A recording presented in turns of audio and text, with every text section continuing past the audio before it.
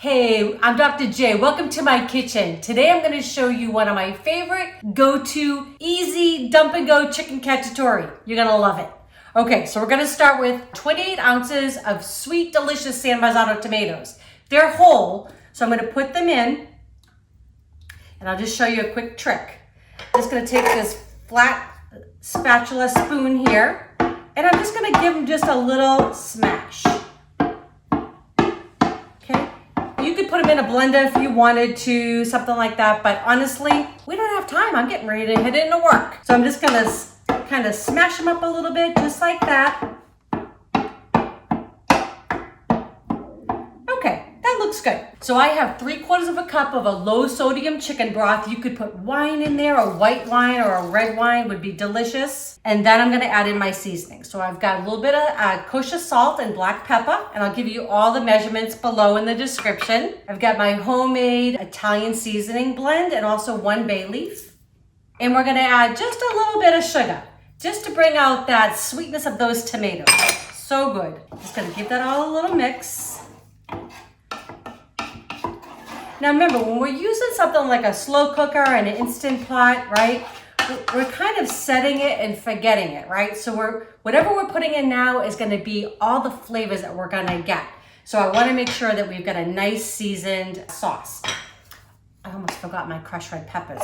Really? Okay, so we're gonna put a little bit of crushed red peppers, maybe a little bit more because Eric and I like things a little bit spicy. You gauge your own family, right? I love this tomato paste in a tube. If you've never used it before, it is a little bit pricier, but you know what? It's really worth it because I don't go through one of those whole cans. Or if you want, use the can and you can also freeze the rest. So just about 2 tablespoons going in. Same thing with my minced garlic, okay? So a couple cloves, which is just a couple squirts going in. Again, just a big time saver. Gonna give that all a mix. And that's just gonna develop this rich and beautiful sauce. One other trick, can you see there's still some sauce in there, right? I'm gonna add just a little bit of water to the can, give it a little swish and add it in. We don't wanna waste anything. Okay, so just give it a little swish around and empty that in. That is too good to waste. Okay, so I'm gonna add in, I've got 1 diced onion and 1 diced pepper here. I do a lot of my prep on the weekend. So I'll buy like a big bag of organic onions. It's the same thing with bell peppers because we use them all the time in our recipes. And I dice them up or I slice them up, I label it so I don't forget, and I put them in the freezer. So I defrosted those last night, going in. It just makes my life so much easier. You know, I never used to really use much Crockpot or Instapot or any of that. And then life got very busy. And that's how we developed Dr. J's Kitchen, because we still want to put good food on the table, right? So that's what this is all about. We try to use as much as we can organic ingredients, good things for you and your family, but something that can be done quickly and it's gonna taste fabulous, I promise you. So I'm gonna give that just a little stir. Okay, another time saver is sliced mushrooms. So these are sliced button mushrooms, 8 ounces going in. And again, just get everything a mix. Now last, we're gonna add in our chicken. So I have 2 pounds of boneless, skinless chicken thighs, and I'm just gonna put those right on top. I love the chicken thighs. They just have a lot of flavor. You could trim the excess fat. There's really not much there, so I just kind of leave it. I think it just adds more flavor to our sauce. And I'm gonna serve this tonight over pasta, but you could serve this over polenta, would be delicious, rice, I mean, whatever you have. So last, don't forget to season the chicken, okay? So we're gonna put just a little salt and pepper over the top. You don't want under-seasoned food, right? There's nothing worse than going through all this trouble and having your meal come out blah, okay? We don't want that. Okay, some black pepper. Going on over.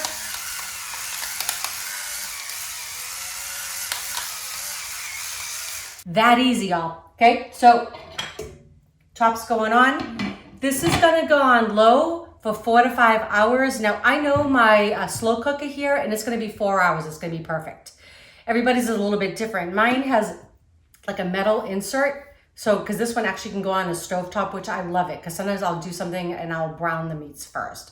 It's not necessary for this dish. Okay, so this is gonna be 4 to 5 hours on low, or it's gonna be about 2 to 2.5 hours on high. Okay, so I'm just gonna click this on low, and we're gonna see this in about 4 hours.